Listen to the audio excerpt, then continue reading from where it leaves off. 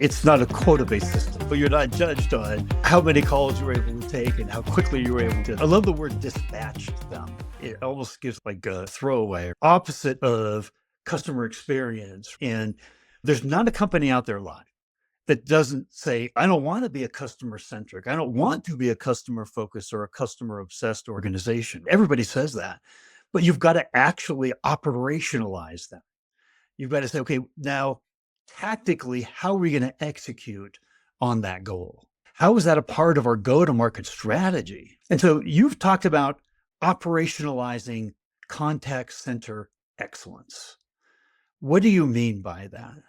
Steve, you brought up a couple of good points right there about what is the mission? What is the mission of the company? And in my mind, everything that we do as a company should be cascading from what our vision and our mission is and what our capital structure is. And it should be communicated in a way that people at all these levels can understand as well. And if you're saying to a frontline customer service agent or a quality engineer that our goals are to make a 25% gross margin, they don't quite understand that. But if they say, I want to have excellent customer satisfaction, I want to have a 90% quality rate or something like that, I want to have high quality products, then they can understand that. And it must connect to the mission. So if you are the type of company that didn't really feel the need or didn't need to have a strong customer service backbone, then focus your energy somewhere else. Focus on whether it be your supply chain turns or your product efficacy or whatever it is that you're thinking about. But when you're thinking about the value stream that includes the customer, I think operationalizing it's not extraordinarily difficult if you think about the right metrics. What are the things we're trying to accomplish?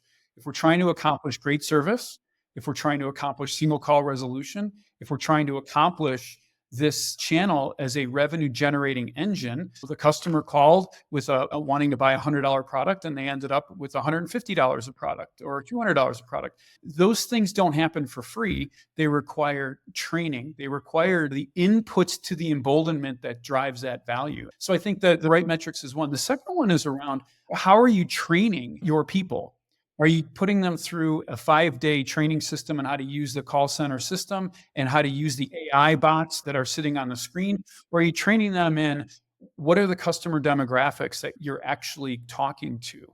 What kind of products are they interested in? What are they going through besides buying your product today? How are they feeling? What is going on within that environment? And giving them some more insights and letting them play with that as they're talking to their customers. So treating these frontline agents like, number one, adults that know how to have a conversation, that know that the person on the other end is a human, and thinking about how to use tools in order to get you there. And the emboldenment part and the enablement part is quite complex at the end of the day because you have to have great systems in place. You have to have fast systems where the databases are very well constructed, and you have to have good training and good capabilities that go there. But then the people have to be able to use it, and then they have to be able to escape the script when needed and do it naturally. And you and I have both been on a phone with somebody where you really needed to talk to us. You could just feel this is not going anywhere. And the person is in a cage and doesn't have the capability to move out and up to solve your problem in the first call or whatever the case is. I think those are the winners, the ones that into the value stream of delivering service and not into what happens when the call comes in and how do I get the call routed to the right place. It's how do I solve the problem for the customer?